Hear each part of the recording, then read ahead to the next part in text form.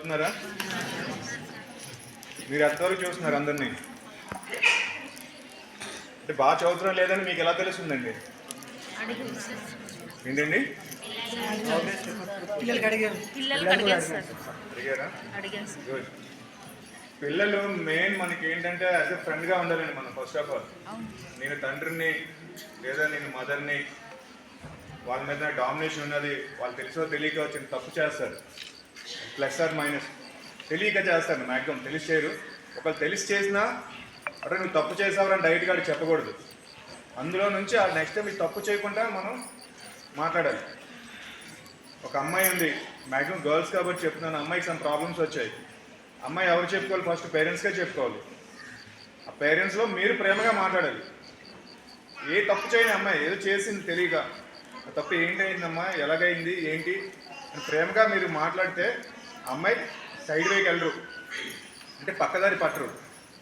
మనం ప్రేమగా మాట్లాడితే వేరే ఆలోచనలు ఉండవు వాళ్ళకి. మా అమ్మ కన్నా నాకు ఎవరు ఎక్కువ కాదు, లేదా మా నాన్నకన్నా నాకు ఎవరు ఎక్కువ కాదు అనే ఆలోచనలోని పిల్లల్ని మనం తీసుకురావాలి. ఫస్ట్ ఆఫ్ ఆల్ మీరు చేయవలసింది అదేండి. ఇప్పుడు మీ జనరేషన్కి ఇప్పుడు జనరేషన్కి చాలా చేంజెస్ వస్తాయి. మీరున్న టైంలో హాస్టల్స్లో చదువుకునే ఫెసిలిటీస్ ఉన్నాయా? లేవు కదండి. ఉన్నాయమ్మా? లేవు కదా. అప్పుడు సిచ్యువేషన్స్ వేరు.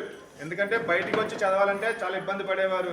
హాస్టల్స్ ఉండేవి కాదు, ఫెసిలిటీస్ ఉండేది కాదు, చదువుకోలేకపోయాం. ఆ కోరికని మన పిల్లల ద్వారా ఇప్పుడు మనం ఏదో విధంగా చెయ్యాలి అన్న ఆలోచనతో మనం పిల్లల్ని ఇక్కడ చదివేస్తున్నాం. వాళ్ళు ఎంత చదువుతారా అన్నది మనం చెప్పలేము. వాళ్ళు చదవడం వరకే. వాళ్ళు ఏంటి అవుతారని కూడా మనం చెప్పలేము.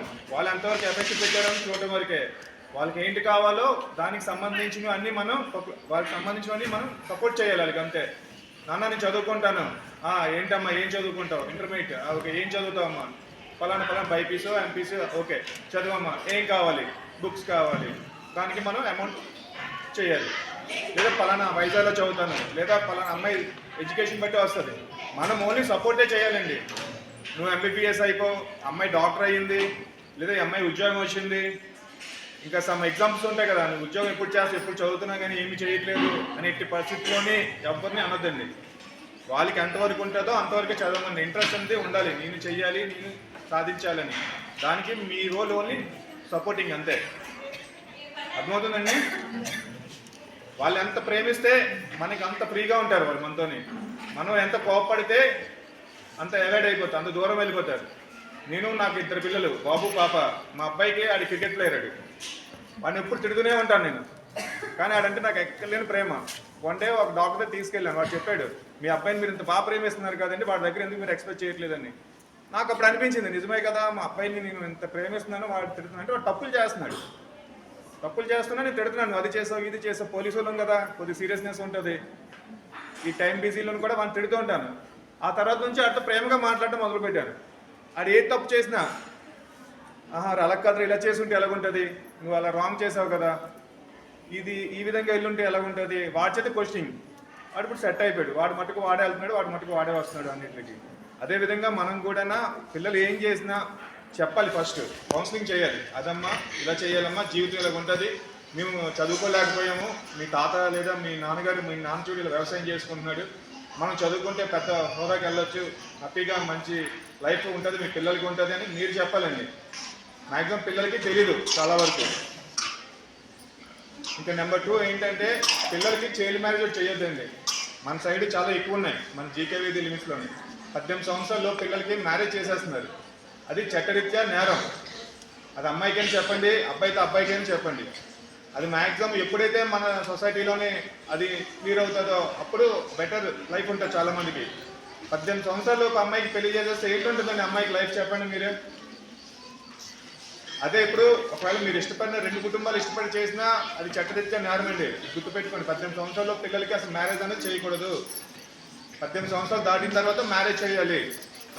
ఇంకా నెంబర్ 3, గాంజా విషయంలోని, అంటే మీరు ఇన్వాల్వ్మెంట్ అవుతుంది అనట్లేదు, మన దగ్గర గాంజా విషయంలో చాలా ఎక్కువగా ఇన్వాల్వ్మెంట్ అవుతుంది. గాంజా విషయంలోని ఎవరు ఇన్వాల్వ్మెంట్ అవ్వద్దండి. ఇప్పుడు కొత్తగా చట్టాలు మారిపోయాయి.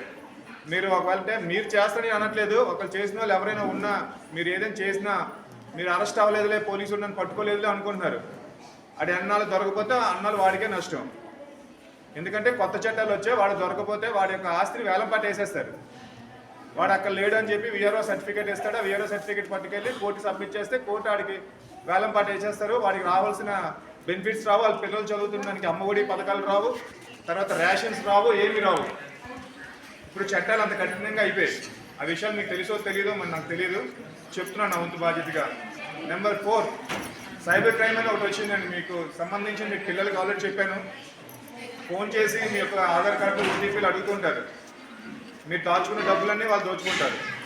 ఎవ్వరికి మీ యొక్క ఆధార్ కార్డు కానీ, మీ యొక్క ఫోన్పే నెంబర్ కానీ, లేదా మీ యొక్క ఓటీపీస్ కానీ, అంటే ఒక ఫోన్ చేస్తారు. ఇలా ఫోన్ చేసి మీ అమ్మాయి స్కూల్ నుంచి చేస్తాం, మీ అమ్మాయికి అమ్మఒడి వచ్చింది, అందులో ఏదో సమ్ ప్రాబ్లమ్స్ వచ్చాయి, మీకు నెంబర్ వస్తే చెప్పండి అంటారు. ఆ నెంబర్ చెప్తే మీ అకౌంట్లో డబ్బులన్నీ వాడు తీసుకుంటాడు. దాన్నే సైబర్ క్రైమ్ అని అంటారండి. ఇప్పుడు ప్రస్తుతానికి మన ఏరియాలో ఎక్కువ జరుగుతుంది. అంటే మన వాళ్ళకి తెలియక మీరు ఉపాధి హామీ పథకం పనులకు వెళ్తారు, చేస్తుంటారు.